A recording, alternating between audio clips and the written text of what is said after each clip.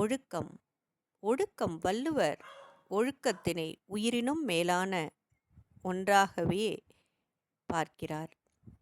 மகரிஷியும் குறி தவறி சுடும் துப்பாக்கியை ஒத்தது நெறி தவறி செய்யும் செயல்களின் விளைவு என்று சொல்லி, ஒழுக்க குறைவான செயல்களின் விளைவு எப்படி இருக்கும் என்பதை கணிக்க முடியாது என்று எச்சரிக்கிறார்.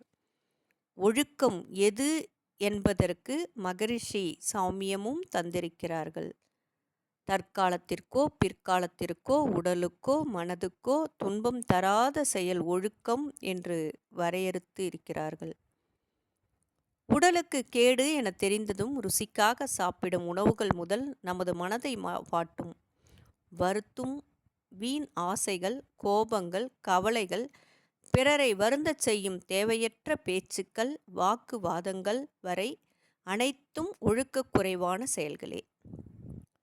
இது மற்றவர்களுக்கென்றால் நமக்கு பயிற்சிகள் அனைத்தையும் தெரிந்தும் காரணங்களை கூறிக்கொண்டு கடைப்பிடிக்க தவறுகிறோமே, அதுவும் இந்த வகைதான்.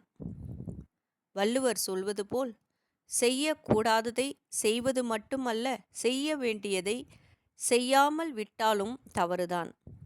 வாழ்க்கையின் முன்னேற்றத்திற்கு என்ன செய்ய வேண்டும் என்றால், சரியானது எதுவோ அதை இனம் கண்டு அதை தொடர்ந்து செய்வதும் அதில் உறுதியாக இருப்பதும் தான்.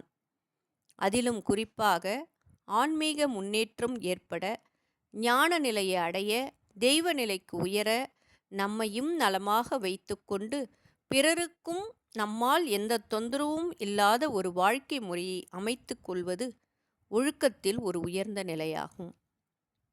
இயற்கை என்ற பேராற்றல் அனைத்தையும் ஓர் ஒழுங்குமுறையோடு இயக்கி வரும்போது, இறைநிலை அளவுக்கு நம்மை உயர்த்தி கொள்ள நமது செயல்கள் அனைத்திலும் ஓர் ஒழுங்கும் ஒழுக்க முறையும் அவசியம் வேண்டும்.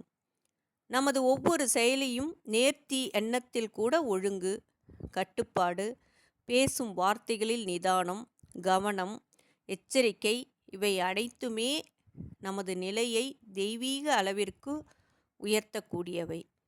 சின்ன சின்ன விஷயங்களில் கூட நீங்கள் கடைப்பிடிக்கும் ஒழுக்கம்தான் உங்களை அடுத்தடுத்த நிலைக்கு உயர்த்தும். வாழ்க வளமுடன். நாமும் நம் அன்பு குடும்பமும் வாழ்க வளமுடன். நன்றி.